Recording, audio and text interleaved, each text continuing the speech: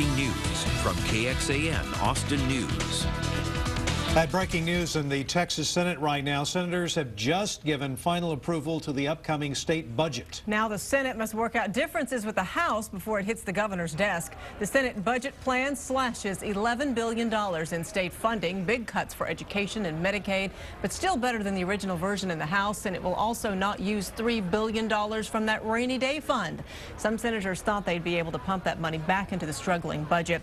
Keeping that rainy day money intact makes Governor Rick Perry very happy. He's long been against tapping into that and lately has said we should save it for a natural disaster like the massive wildfires sweeping across the state. KXAN's political reporter Josh Hinkle joins us live from the Senate where the budget debate just wrapped up. Josh. Yeah, that's right. You can see them down there right now on the floor. That's the Democrats, and they are not happy that the rainy day fund is not being tapped for this budget. But while members have not decided to use that rainy day fund, it might be something the governor wants to do for future disasters. Right now, he's facing the possibility of using it since FEMA has denied his request for a major disaster declaration for the wildfires. So far this season in Texas, the fires have burned 2.3 million acres, destroyed 900 buildings, and killed 2 people. The governor has questioned why FEMA is giving so much money for the recent tornadoes in the south instead, but by comparison, they've lost a lot more. Hundreds of miles in the path of those storms, 5,000 buildings destroyed, and at least 300 people dead. As wildfires continue to rage across the state, the Texas Forest Service estimates the cost to fight them is $1 million a day. That's on top of the $60 million the state's already racked up.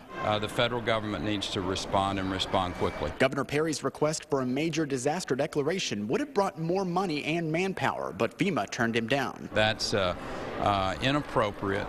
I think this administration needs to be responsive to the people of the state of Texas. FEMA has awarded the state 25 smaller grants for wildfire recovery this season, and the Forest Service has estimated in the end the agency could see a 25% reimbursement from the feds. But if FEMA would grant Perry's wish, that number could go up to 75%. And in appreciation, I move final passage of committee substitute to House Bill 1. Perry's predicted the state's rainy day fund might be necessary for a disaster like these wildfires. As Senate Democrats held out hopes to pump some of that money into the state's struggling budget, at the last minute, budget writers took that possibility out to make sure the budget would even make it to the Republican-controlled floor. This budget does not honor